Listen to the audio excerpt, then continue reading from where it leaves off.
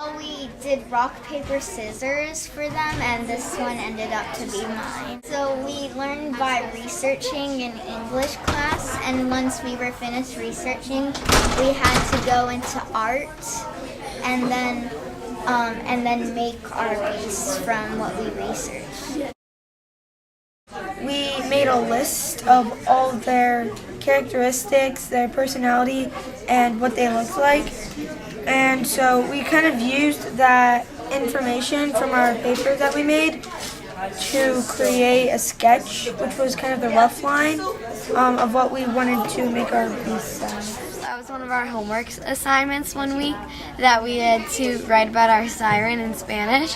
So I just chose some adjectives in Spanish, and I wrote about my siren.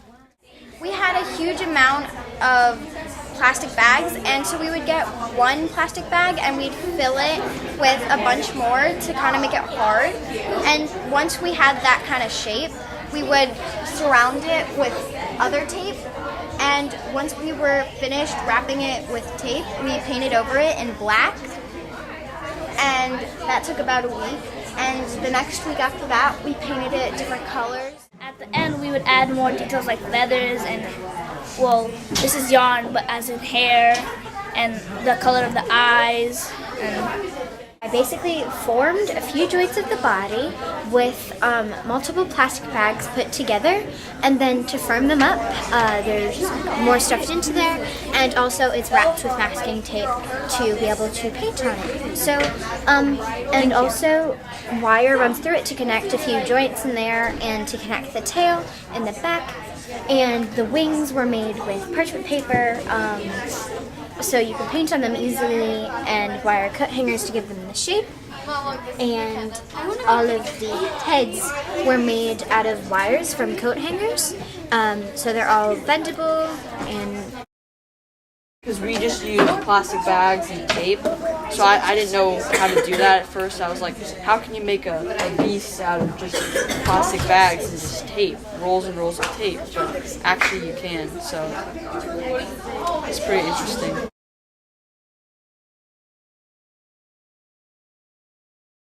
I made a horse named Xanthus, and so Xanthus, he is a magical horse. He can run as fast as the wind, he's immortal, and he can speak. So Poseidon gave both Xanthus and his brother Peleus as wedding presents to Achilles, and Achilles used both of the horses as war horses and used them to pull chariots during a Trojan War. Athena gave Xanthus the power to talk, so he told Achilles that Patroclus was going to die, but he did not believe him, so he did not go into battle. But then when Patroclus did die, he went to go avenge his death, and so he died during that battle. So he should really have listened to them. I made a sphinx. It has the head of a human, a body of a lion, wings of eagles, and the serpent's tail. And it guarded the gates of Thebes, which was a city that was being bad and offending the gods. So the gods sent down the sphinx to guard it so no one can get in or out. The only way to get in was if you answered a riddle, which was what walks on 4 legs in the morning, 2 legs in the afternoon, and 3 legs at night. And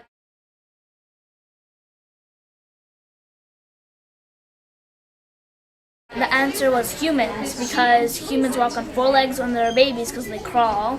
They walk on 2 legs when they're older because, well, they walk.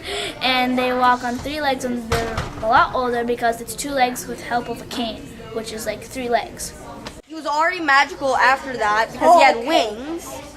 And Pegasus had wings, and then he actually landed on the stone patio and stomped his hoof so hard that a fountain called the Hippocrene, which hippo means in Greek means horse, and then crene I believe means fountain, and then Bellerophon, who found out about Pegasus, asked Athena, goddess of wisdom and war, for a magical saddle to ride Pegasus.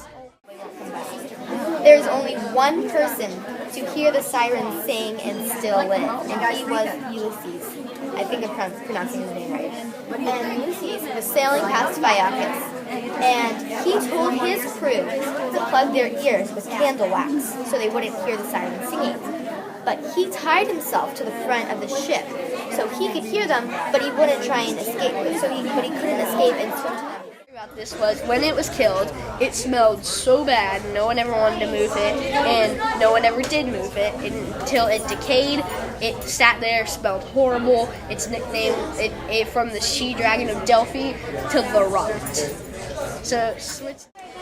So if you could have any beast in this room, would you choose Cyclops again? Probably not, because the Cyclops is really hard to build and get to stand because it has 2 legs and it's hard to balance. So I'd probably choose a 4-legged monster. We got finishing time, so I would say try not to talk as much and just work. That she's fun and she's open to different ideas of learning, and I feel this helped us learn a lot faster than just reading like a book and writing a report on it, because then it's just like, ugh, it's boring.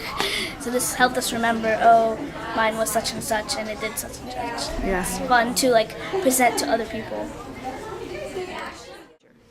Oh, she gives us a lot of wiggle room to actually do stuff that's fun. Like our teachers now are just like so creative, and they have us doing all these cool projects, and this is just an experience that is so awesome.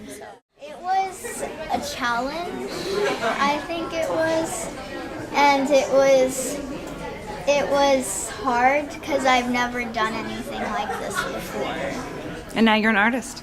Yeah.